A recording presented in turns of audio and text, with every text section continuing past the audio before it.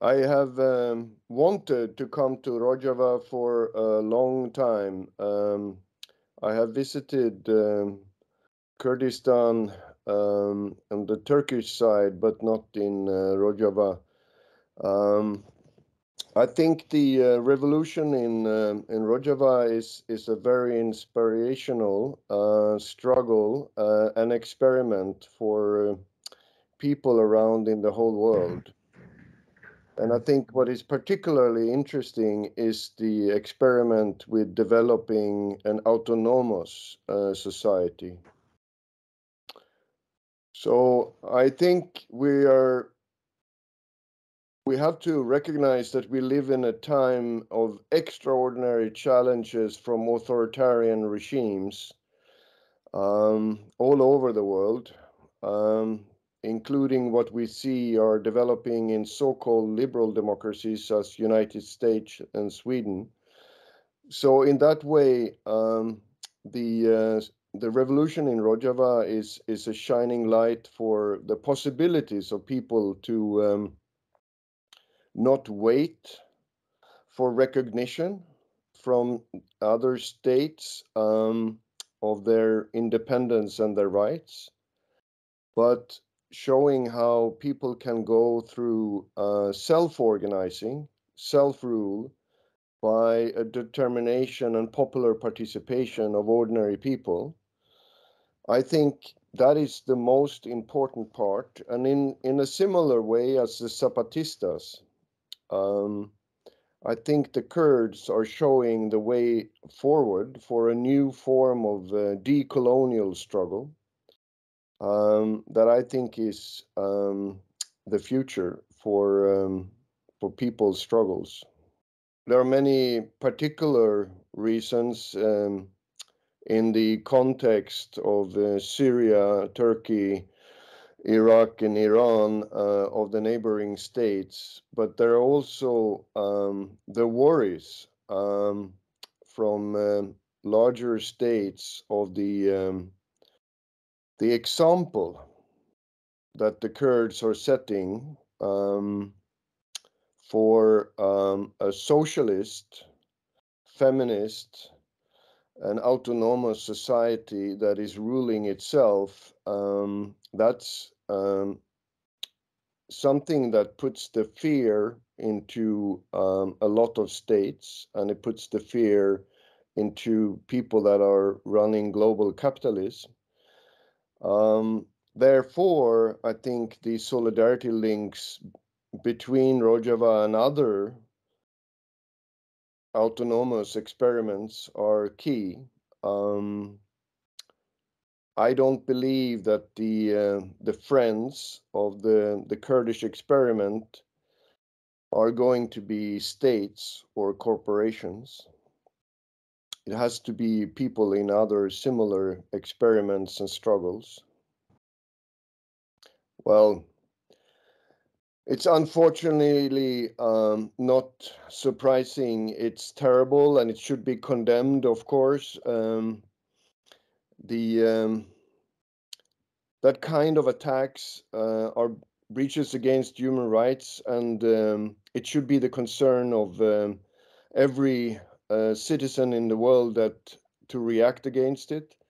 Um, and there should be solidarity with the Kurds in resisting that. Unfortunately, we have seen how um, both Sweden and the United States, just to take two examples, have abandoned that situation and abandoned the Kurds. So I think condemnation, of course, but more importantly, practical solidarity and collaboration with the Kurdish revolution. I see it as a similar silence as we see when Israel is committing crimes against Palestinians, or when Morocco is committing crimes against Western Sahrawis, or when Indonesia is committing similar crimes against the West Papuan indigenous population, or when China is committing that against Tibet, or when India is doing that against the people in Kashmir. It's a pattern. we see it happening all the time, and it's a matter of the cynical politics of states. So I don't think we can rely on the interest of states when it comes to protecting human rights. It has to be a matter of people to people solidarity.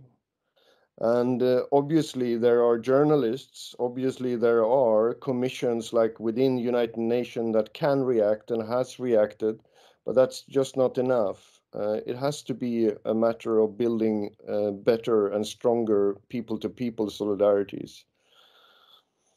I see it first and foremost as the Turkish regime with Erdogan being in panic and afraid of what the experiment with a functional democratic experiment of a society among the Kurds in Rojava means, as setting an example that can inspire Kurds, and is already, of course, inspiring Kurds in Turkey, and the fear of that Turkish regime that will be something that they cannot control. They need, therefore, to destroy the experiment. And I think the defense against that is primarily a matter of creating the solidarity links that the Kurds have already been trying to develop within Turkey with those Turks that are interested in a democratic change within Turkey. That kind of links are going to be vital in undermining the Erdogan authoritarianism. But obviously, the Kurds in Rojava needs to defend themselves and have the right to defend themselves with all needs necessary to resist the oppression. But I think that the strongest defense is the autonomy experiment itself.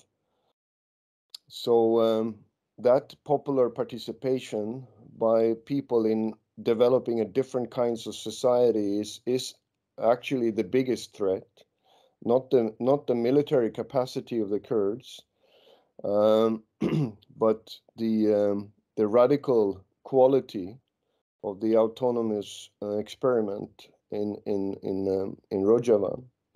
So when Kurds are developing similar autonomous experiments inside Turkey, that is a defense for Rojava, I think. Right.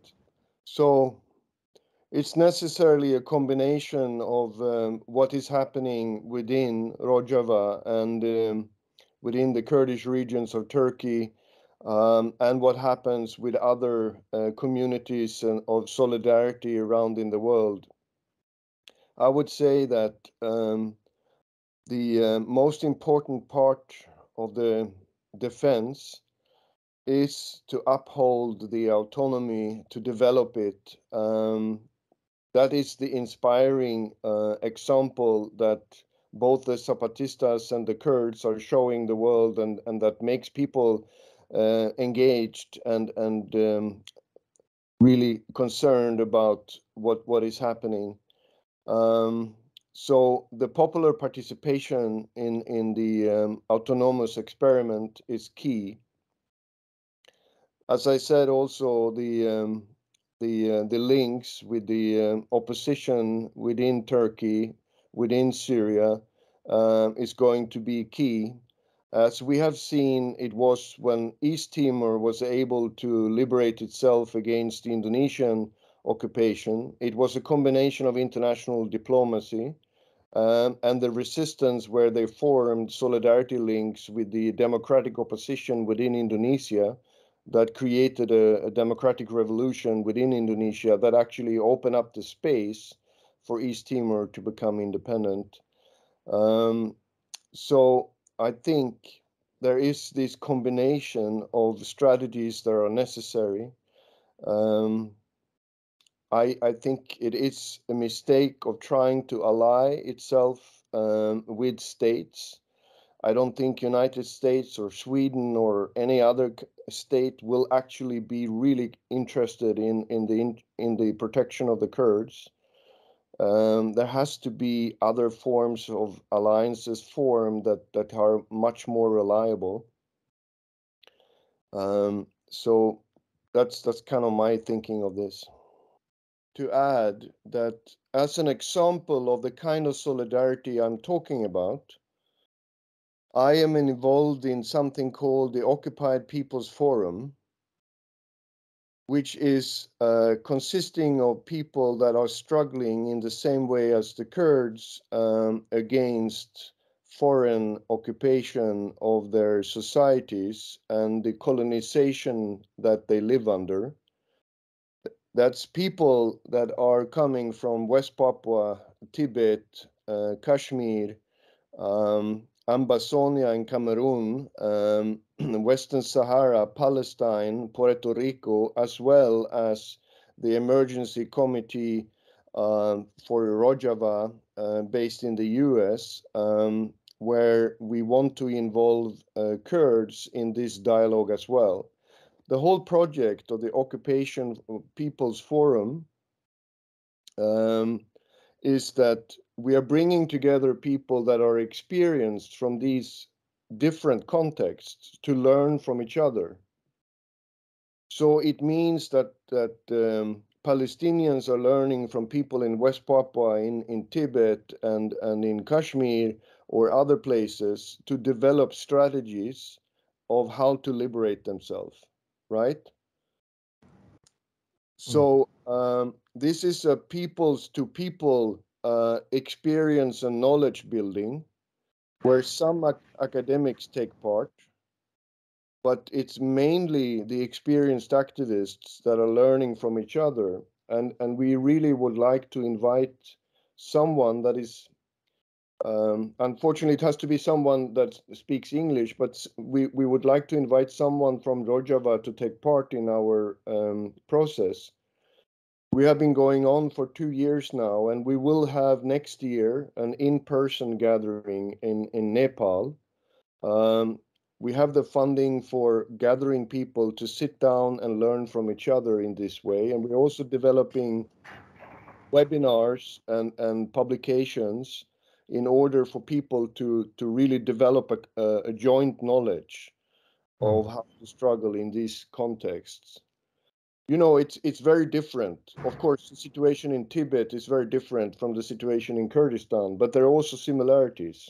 All of these struggles have to deal with a state that is trying to exploit the resources and the people that live there. They have to deal with colonization, military repression, torture, disappearances, curfews, and settlements. It's a similar strategy that is being developed by the states when they occupy in this way. So there are definitely things to learn from each other when it comes to experiences of the struggle.